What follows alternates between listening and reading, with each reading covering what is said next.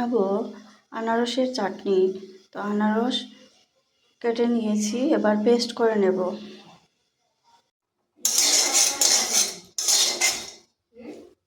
গরম হয়ে গেছে, এবার দিয়ে দিচ্ছি সরষে। আনারস পেস্ট করে রেখেছিলাম, দিয়ে দিয়েছি।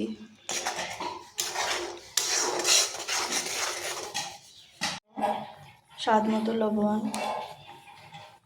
পরিমাণ মতো ধনে গুঁড়ো, জিরা গুঁড়ো, পরিমাণ হলুদ গুঁড়ো, দিয়ে দিচ্ছি বাদাম পেস্ট,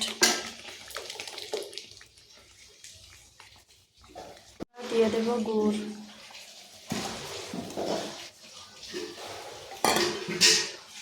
আনারসের চাটনিটা হয়ে গেছে, নামিয়ে নিয়েছি। কেমন হয়েছে বন্ধুরা বলবেন।